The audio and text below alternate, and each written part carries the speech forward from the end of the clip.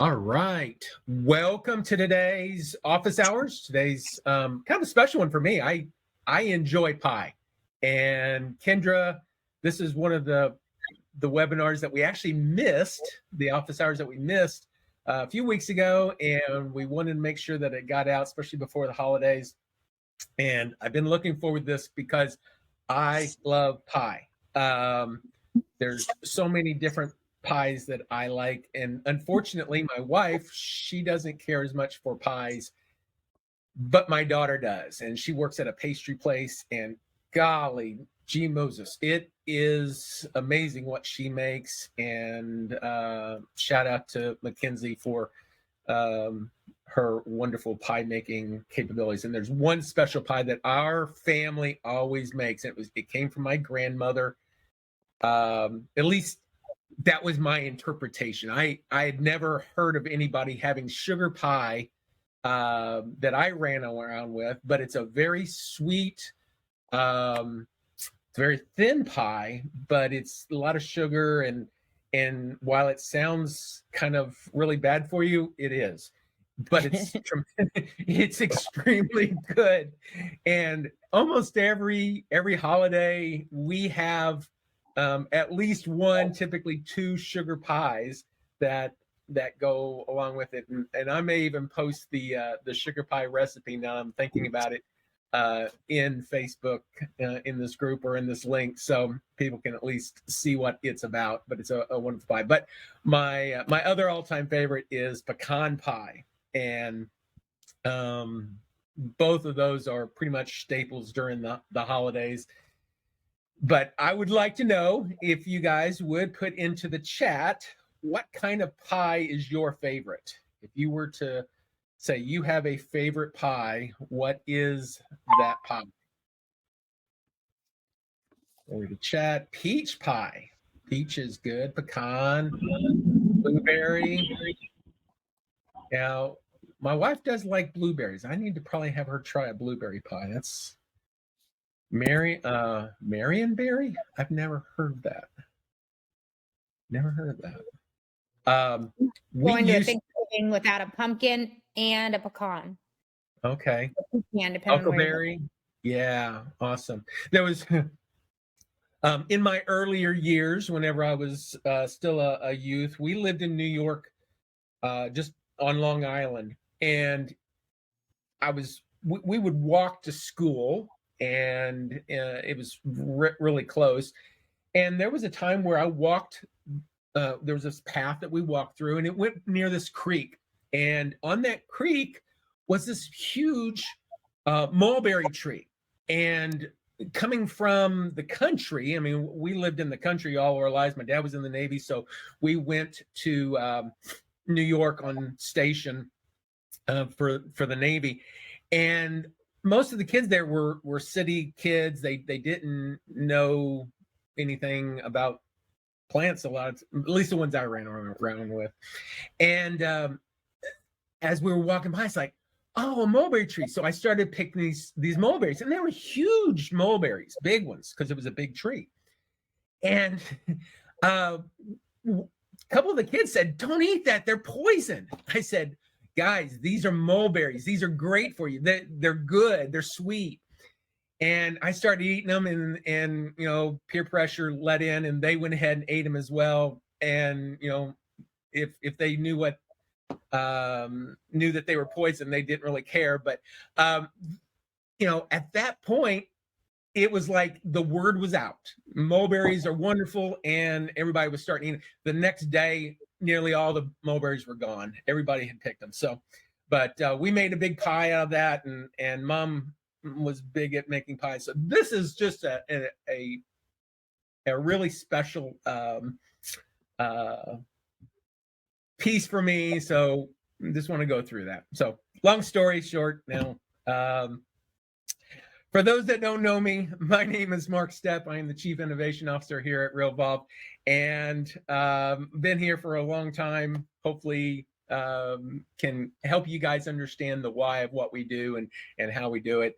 With me is Kendra. Kendra is part of our premium services department once again, and Kendrick, can you tell us a little bit more about premium services and what you do for them? Yep, sure. So our premium services department, we work one-on-one with you guys to make sure that you have the core of your business set up efficiently inside of Realvolve, and so that your day-to-day runs as smoothly. Kind of what we're going to be talking about today, this Pi Day falls under what I consider branding, right? So Realvolve's premium service is actually currently in the process of building out an entire suite of what we call event workflows. And so they're those things that help you brand yourself, help you run events, celebrate your clients, give back to them. And this is one of those things that that you can do right around this time. We typically suggest launching it at the beginning of October so that you have enough time to prep for those things. So we're going to kind of talk about the basics of event workflows. And so maybe you don't celebrate with pie, maybe you do some kind of giveaway, or you're going to do something else for the holiday season coming up. You know, all of these kind of event workflows are going to run around the same thing. So a lot of these principles you can take away, and then including the free Pi Day workflow that we're going to give you at the end of today's webinar. There is a new place that you can locate our office hours. If you go to realvolve.com/office hours, you can get the most recent and a history of the office hours that we've done. We do this every week on Wednesday at 11 a.m. Eastern. And so join us live. And if you can't make it, just go to realvolve.com/office hours and you can get access to those previous recordings. It'll always have the most current one available, but then there's a place where you can go in and click on the little playlist in the upper right corner of that video, and then you can pick from other ones that maybe you have missed as well. Mm-hmm. And show that.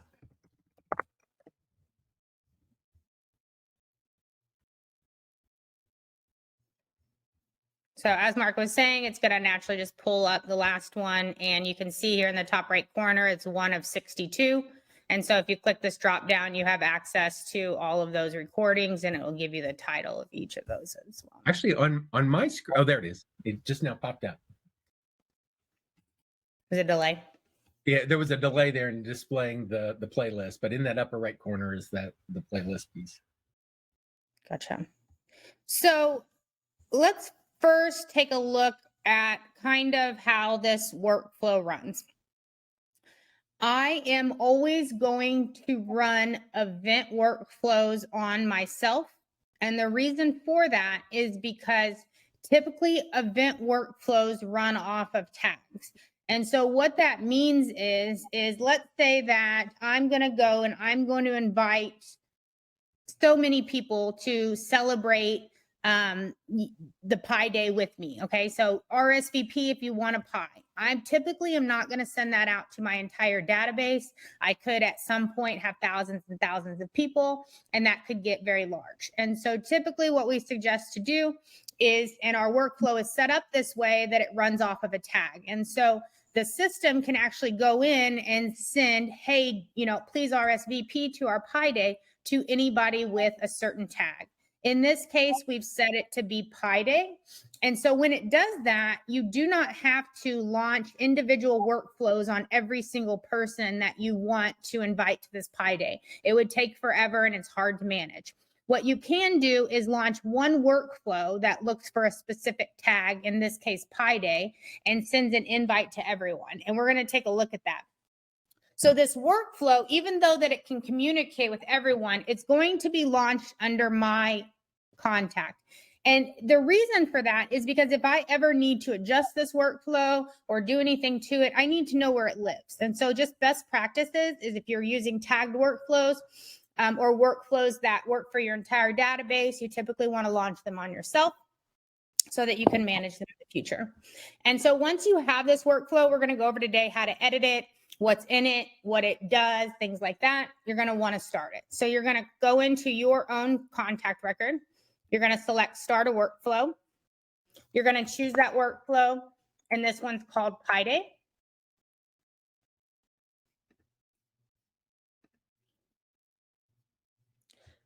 Now what this is it's giving you access to each one of these individual activities so that if for whatever reason you didn't want to do an activity, you have the ability to select and deselect individual activities.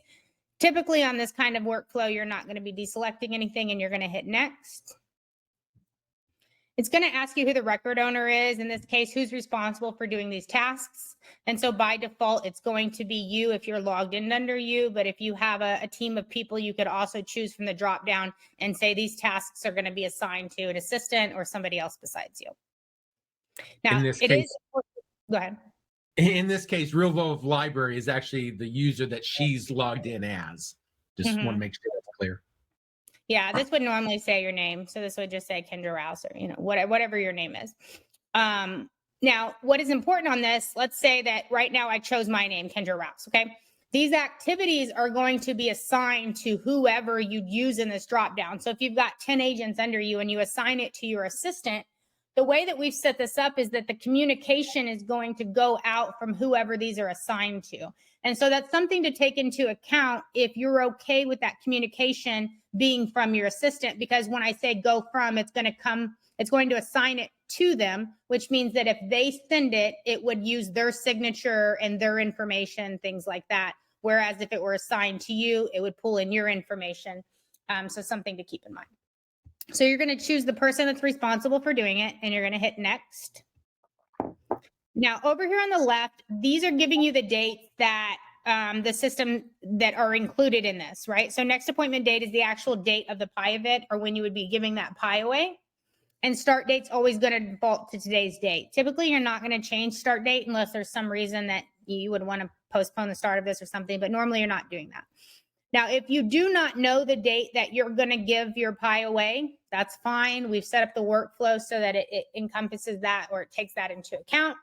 So it's okay. If you do, then you can go ahead and select this date here and hit next. Now, this left side fills out this right side. And so what this does is it says, okay, so like this first one, confirm pie day event.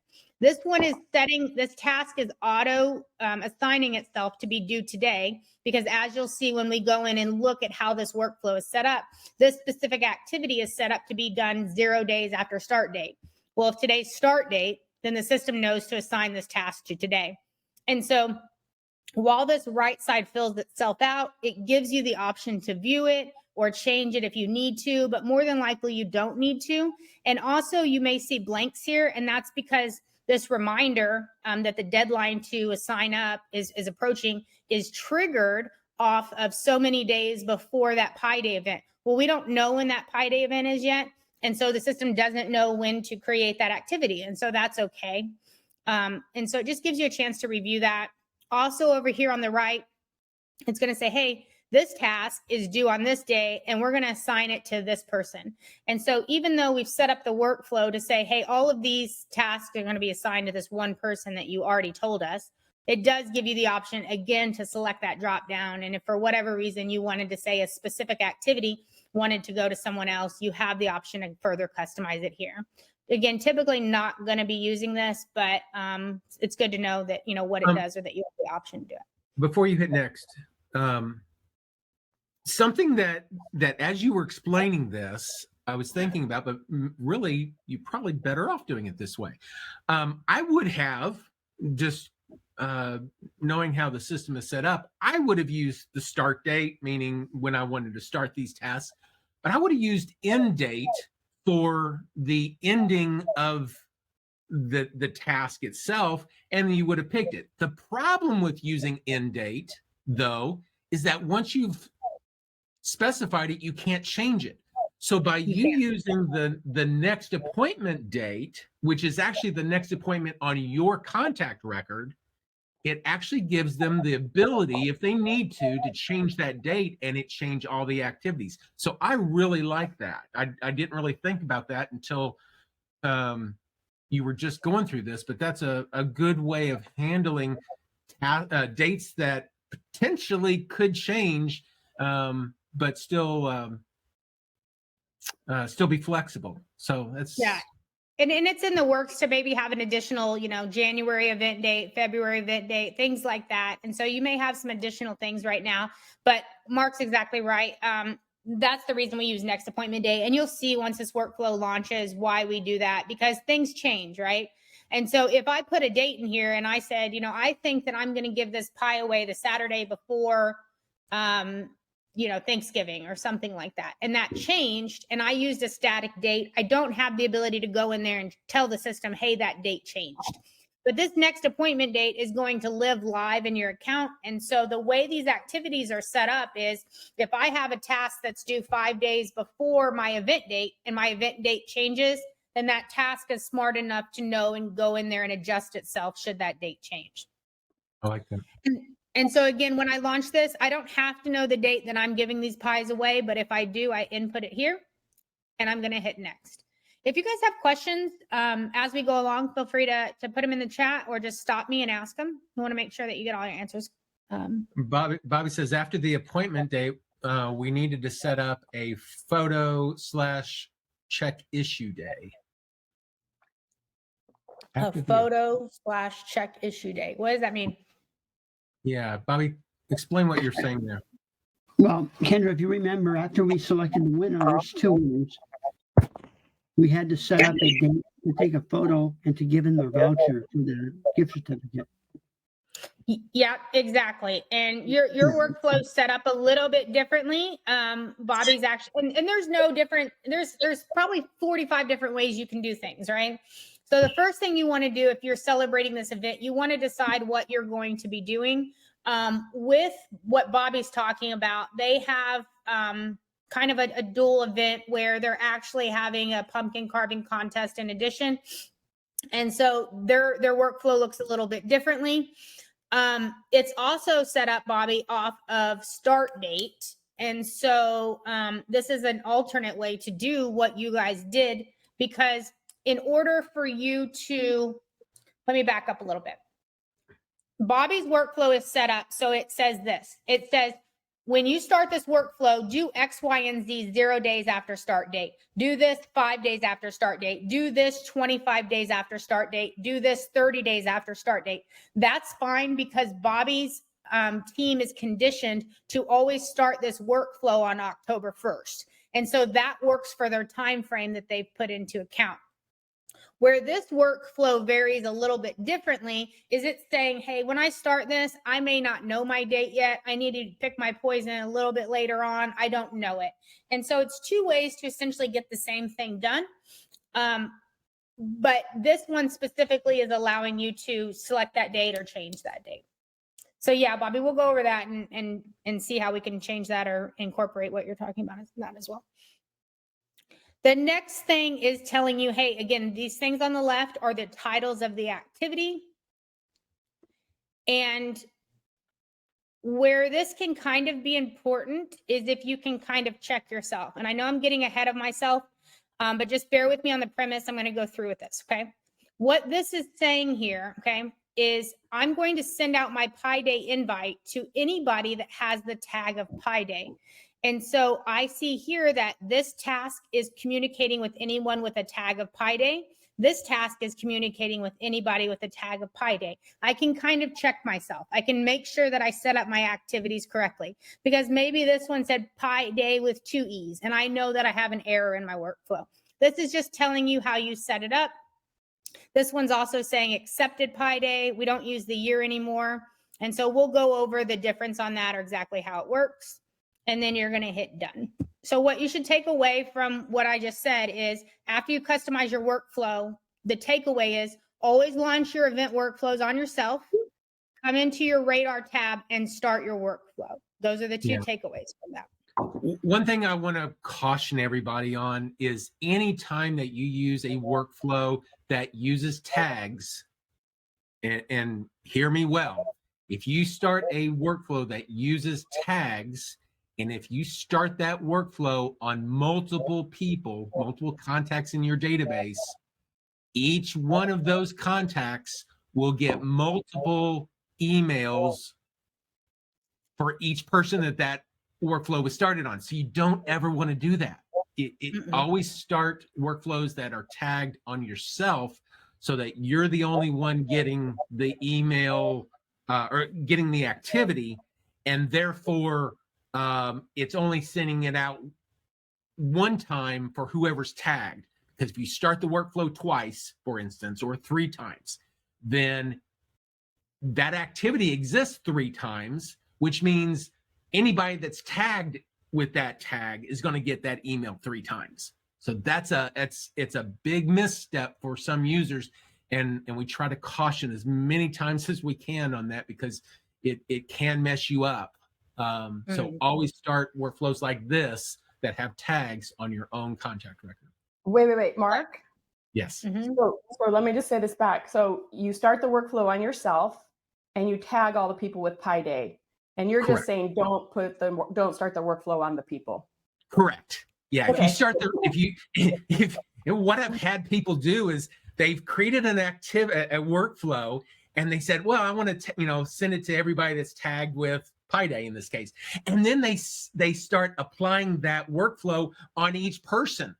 Well, then what happens is that email goes out for person number 1 and everybody that's tagged, person number 2 and everyone that's tagged, and you get multiples of that email to everybody, and then it's a total disaster. I mean, it's bad. Now, there was somebody that did this type of thing, and it messed up, but they actually ended up getting 3 transactions out of it, because it was just a weird fluke type thing that they sent out multiples, and it's like, oh, I messed up. But it's the human factor in there. But I want to warn everybody that it's very powerful, but with great power comes great responsibility. Only start it with your own contact record. Yeah, exactly. So if you're using tag-based workflows, and we'll go over what that means and where you would know that you're using a tag-based workflow, you start it one time on yourself. Because like Mark was saying, the system is saying it's trying to make your life easier. And so instead of going into 50, 100 people and saying, hey, please RSV for this, please RSV for this, you can send out one email. And at the time that email goes out, the system says, hey, I'm supposed to send this to anybody that has the tag of Pi Day. So in this moment, who has the tag of Pi Day? And so that's powerful because you have one task to manage. It's also powerful because you can maintain your Pi Day tag or any of your event tags over the year, right? So when you launch this next year, a lot of those people already have Pi Day. You don't really have to mess with them. Anybody that you're like, no, they're not getting any my pie anymore, you just remove the tag, and then they're not included. And so, you really, at that point, it's just it's tag management. And so, that when that task is going to go out to invite those people, it's going to look for anybody with Pi Day. So as you can see here, our workflow has launched. One of the first things it's doing is telling us, hey, you need to add Pi Day to anybody that you want to have to get this list. And so by default, it's telling you, hey, maybe include your top 50, your past clients, your sphere of influence, your current business. These checklists are completely customizable, and they live here under workflows. And so once you download this Pi Day workflow into your account, you're going to go into your workflows. You're going to type in Pi Day. Hit enter. Now, when you do that, you're going to see over here on the right, it says 15 and there's a drop down. That means there's 15 tasks in this, and you can start editing or reviewing what's in here. And so this task right here is just the back end of this activity that's already populated, telling us that we need to tag those people. So let's take a look at that. So it's saying, hey, add Pi Day to anybody that you want to be included. And so maybe there's somebody else that I want to include on here. I can enter it in, and I can hit enter, which would add it to the checklist. I have the ability to come over here, click, drag, and move this around so I can adjust how these are ordered. I also can click on this circle with the X on it to kick people off this list or whatever. Maybe I don't want my current business on here. And so I can completely customize what this checklist looks like. The entire point is you need to remind yourself to add Pi Day to anybody that is going to be included on it. And so how I do that is if I come into the radar tab of any contact and I scroll down, here's my tags. And so I'm going to click here and I'm going to type in Pi Day. If I already have the tag, it's going to give me a list of tags that I can choose from. If I don't have the tag, I'm going to type in what I want and hit enter, and it's going to create a new tag. If you have tag creation access, if you're a sub user or on a team. Now, Realvolve tags are specific to case letters. So if you do Pi with a lowercase d, you could potentially create a second tag. And so you just want to be aware of that. If you already have it, maybe take a look at your drop down before you accidentally hit enter and create a new tag. So I'm going to go in and I'm going to make sure that all my people that have that I want on Pi Day have Pi Day. Now I have the ability to tag in mass, and so I could also come in. For instance, that checklist told me to add all of my past clients, and so maybe I come into my contacts, I use my filter, I create a new filter, and I want to see all of my past clients. So I come down here to status. I want all of my past clients. I select those. Hit next. As you can see, it filtered it down to 1. This is a dummy account, so this should have more than 1, but you're going to, if you select this here, okay, it's going to mass select. Obviously, there's only 1 right now. And then once you've selected in mass, you can come over here to this hamburger drop down, and you can do certain things in mass. In this case, I want to add the tag of Pi Day. And even if they already have the tag, it won't hurt. So it won't double add them. It will verify that it's there first. But if you've got a bunch of people that aren't tagged that, by doing it in mass like this, it does add them all at one time for you. So it makes it easier. So you could select your past clients. You could select anybody with a category of A or B, or anybody with a certain tag. You could give people with a certain tag the same tag. You could do your record owner, anybody that you own as a record owner. And there's a lot of different things. So you're basically just going to use this filter list to narrow down your list and select who qualifies for that Pi Day tag. You're going to throw them over to this view, mass select, and then tag them in mass. You can also go into individual records, just like I did earlier, and do that. So when you're editing this, you're basically just reminding yourself, editing who you want to invite. So the next thing that you're going to do is have an activity that's saying, hey, and this is your catch-all. And if you remember when we started the workflow, it said, hey, what's the next event, or the event date and time? And we didn't put anything in there. And so as you can see, when this workflow ran, let me go back over here so you can see what I'm talking about. Again, I'm out of the thing. So where I'm going to go back to my contact record, because I launched the workflow on myself. And I do that so that I know that, hey, if I ever need to go and find these event workflows, this is where I'm going to do. I'm going to have a task in here that ensures that I have my date for my event. Now, the reason for this is because if you always are going to launch, when you launch your workflow, tell the system, hey, my Pi Day is on this date, then you may not need this. But what this is doing is giving you the ability to fill this out later. And I may not know, it may change. And so I want this activity to have as a confirmation that I don't miss this. Because a lot of my tasks are filtering or populating, off of so many days before the event date, 5 days before, things like that. It is imperative that I tell the system,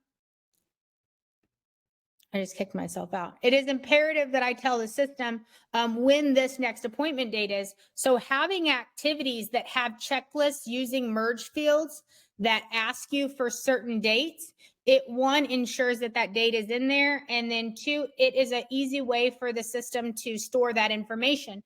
Because if I add this next appointment date in as a checklist item, that information is going to be stored inside of this this record and for future use.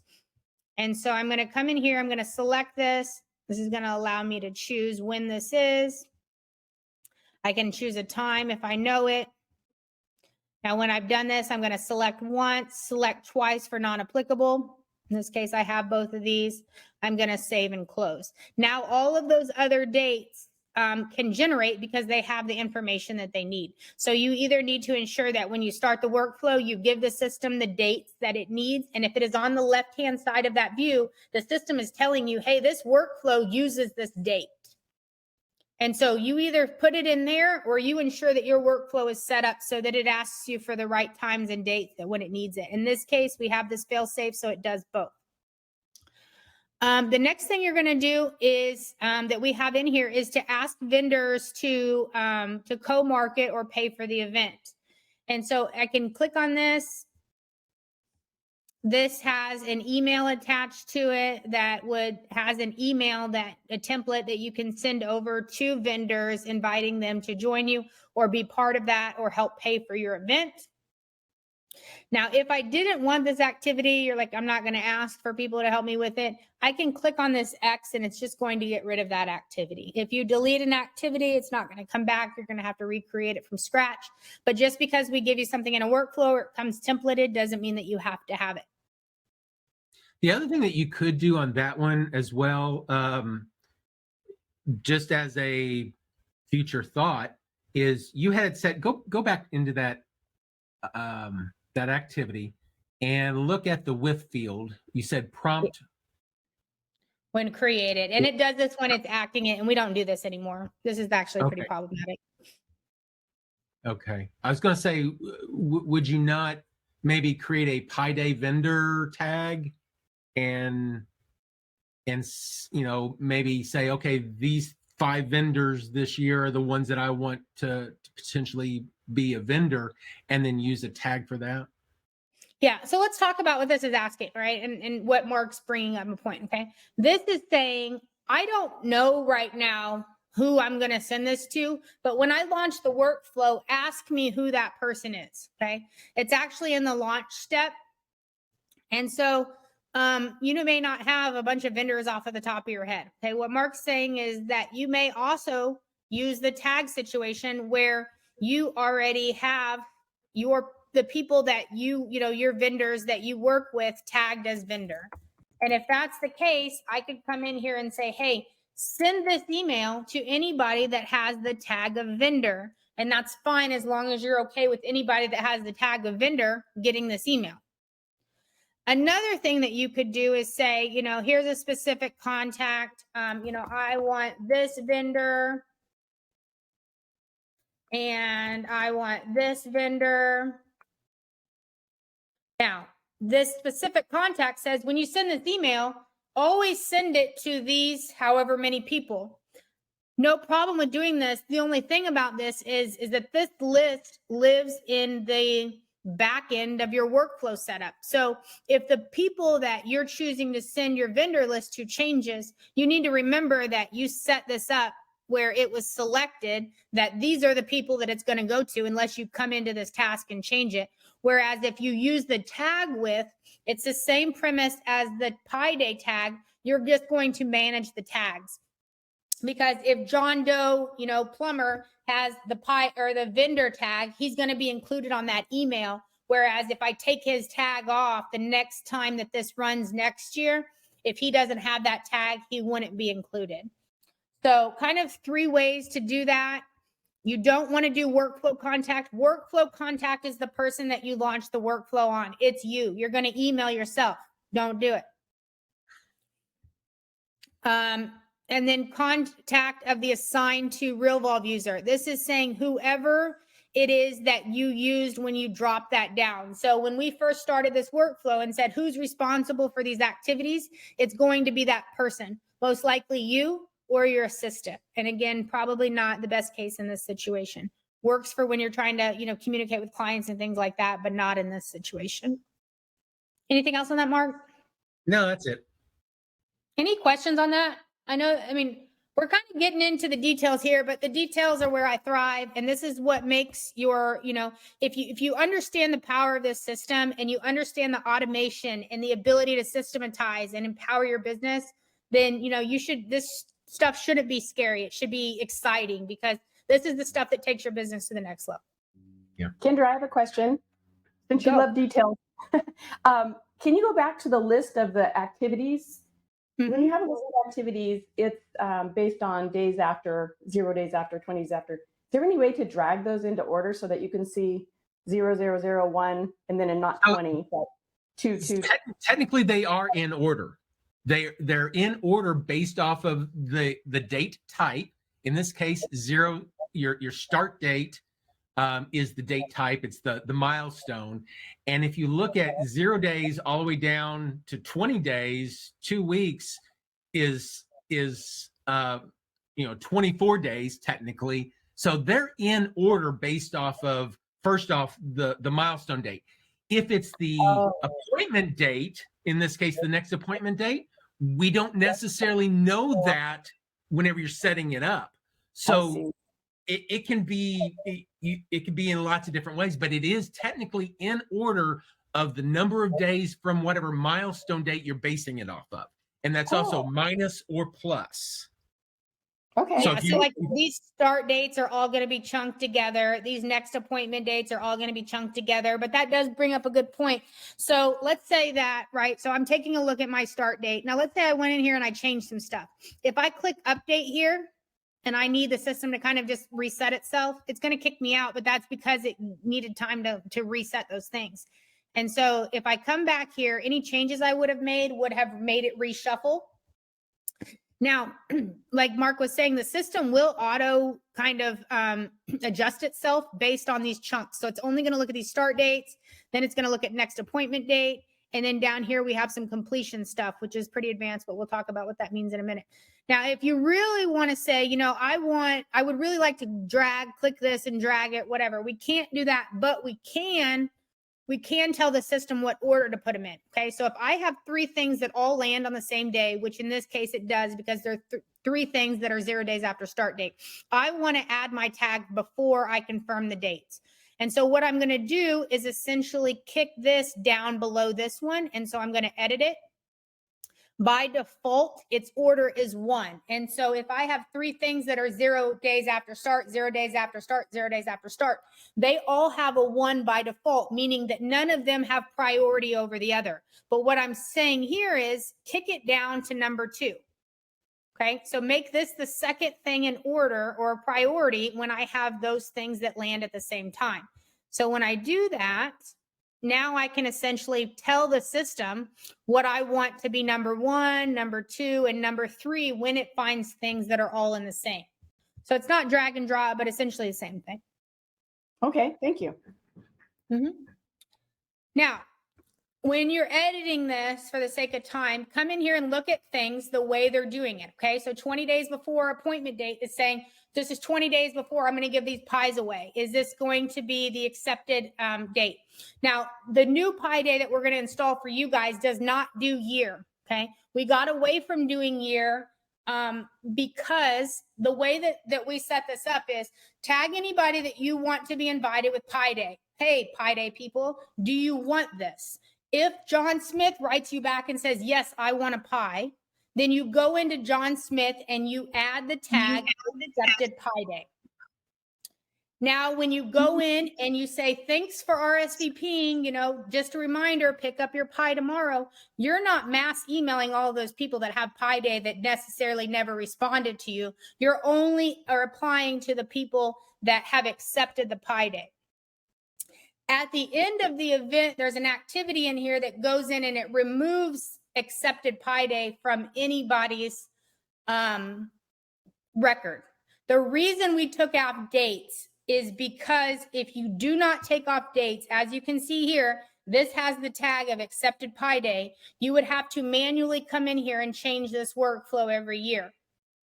The only reason I could think to do that is if for whatever reason you wanted to pull a list of people that accepted pie day 3 years ago, in which case you could do that. But for simplicity's sake, you don't need to do that. You just need to know I tag people that I want to invite. I add the tag accepted pie day to people that are going to get it. And at the end, I have an activity that takes off accepted pie day. So next year I can repeat this cycle. Exactly. And you may be talking about this, I'm not sure. I do know some of our users that will use a Google form to allow them to kind of register for the event. And I apologize, I got disconnected if you already talked about this. But have a Google form that goes through and allows you to put in some basic information, maybe what type of pie you are requesting and what time frame maybe you would pick it up. And then that information then comes back as a zap.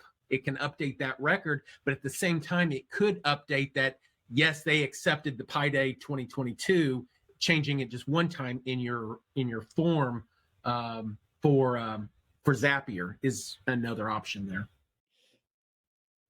Yeah. Exactly. And so if you're doing that and you're going to have somebody fill out a form, what he's talking about is when you send out this email, you click on this, you're sending them an email that says, hey, you need to RSVP. And in here, there's a couple ways they can RSVP. They can reply to your email, or you could say, hey, see, it says to RSVP, click here.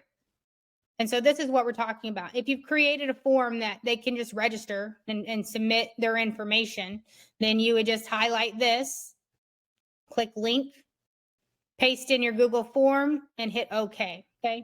So different ways to do different things. If they want to fill out a form to submit that they want that RSVP, if they want to reply to the email, either way, they just need to let you know that they want to do it. Once they've done that, go ahead.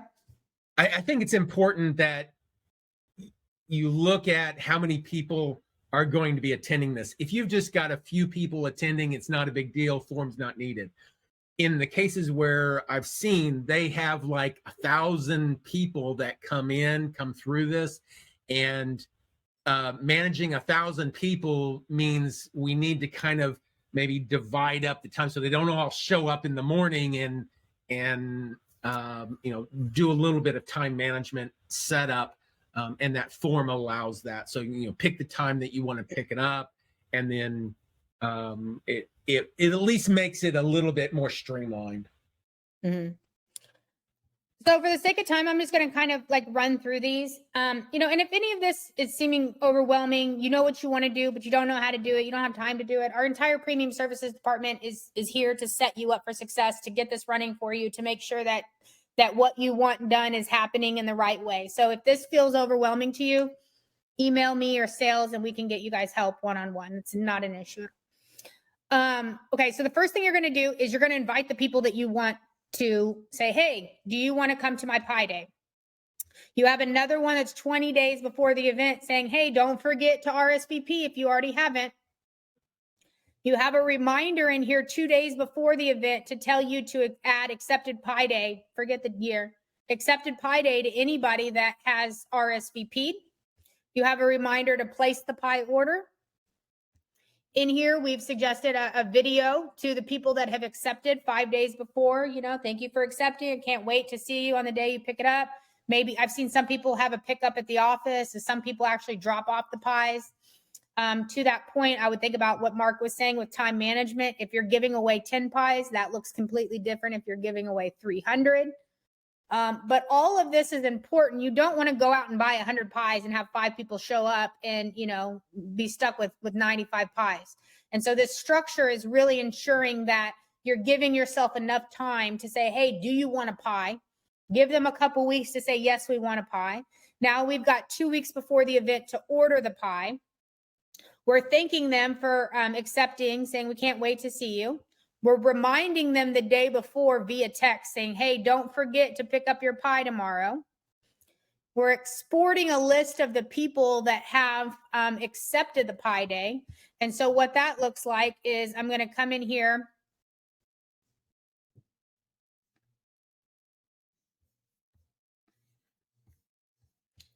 And I'm going to pull a list of the people with accepted pie day. And how I'm going to do that is I'm going to click on my people. I'm going to filter. Click happy today, guys. I'm going to create a filter, and I'm going to look for the people that have accepted pie day, because these are the people that I want to know have picked up the pie. And the premise behind this is if they're picking them up in office, to have a list saying, who's picked up their pie, who didn't pick up their pie, and you can kind of monitor it that way. Once you've selected those people, I don't have anyone on this list, but once you've selected the people that you want, you're again going to select them all and come over here to your mass options. This one right here is export. And so you have the ability to export people individually or combine people as primary and secondary. So do you want the husband and spouses listed separately, or do you want them combined? And so I'm going to hit export. Now I have the ability to export information. Do you see by default it has everything selected? I don't, for this, I don't need that, right? Like this is just a list that I'm going to have at the office. So I kick everything back over here. I deselect everything and I start thinking about what do I want, right? So I want their first name. Maybe I want their last name. And maybe their phone number. I don't know. You can give whatever you want. But I want their mobile. I want their home mobile. So I'm going to throw these over here. Well, I export this list every year, right? So I'm going to say Pi Day list, print list, call it whatever I want. If I hit save, these selected drop down is now going to be saved as an export preference. So when I come in here next time and I select all my people and I hit export, I don't have to go through all that again. I can just click this drop down. Now I have a pre-saved list that says, hey, if I select this, these are the 3 things that I want. And I hit export. And then I now have a list of the people that I know have already accepted my Pi Day. So when I am editing this, I'm going to take a look at these dates that I want. This appointment is going to now go on your calendar as an appointment. After the event, you've got a thank you for coming email going to anybody with accepted Pi Day. You've got a task in here that mass removes accepted Pi Day, forget the year. And then after you've placed the Pi order, you have a thank you for RSVPing, again, going to anybody with accepted Pi Day. So if you don't already have this workflow, put your email inside of the chat and we'll have that downloaded into your account. Would really like to save a few minutes. I know we're running a little bit low on time for questions. Any questions in the chat, Mark? Let me double check here. And while I was disconnected, looks like Bobby had asked, plug in a date to see that function. I'm not sure what that was in reference to. We sent them to Facebook. And if they had planned to participate. Oh, okay. So there was actually a link to a Facebook group of some sort. That's a good idea. And then looks like we've got people that just want it installed. So good job. Okay, so the takeaway from this is where if you put your email inside of here, or you have this workflow, if you're watching this on replay, whatever else, if you get this workflow, first thing you need to do is come into workflows, find the workflow, open up the activities, take a look at these 15 activities and ask yourself, would I do it in this order? Is anything need deleted? Does anything need added? You're going to adjust things here, either by date, how it's working, whatever. Then you're just going to launch the workflow on yourself and begin working those tasks. One of the things, going back to the question about order, go down, and I do want to make one point on that. So you've got 3 things that are all 0 days after start date. Mm-hmm. And they're in probably an arbitrary order of some sort. But if you need them in a certain order, you want to do, even though they're due on the same day. We did go over that, Mark. You did go over that? Okay. Yeah. Just apologize once I got disconnected. Just the ability to set the order was the only other thing that I thought about. Yeah, right here, dropping this. This is basically kicking this below anything that has a 1 and vice versa. Got it. Sorry about that. No worries. I didn't know you dropped off. Okay. Any other questions?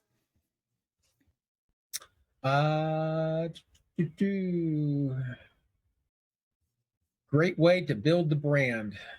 Good feedback there. Yeah, for sure. And in the future we'll have additional, once we release these other event workflows, we'll have additional webinars on those. But we really added to our arsenal of workflows additional events. And so this same premise, you can repeat this with holidays, you can repeat this with baseball events, Valentine's Day.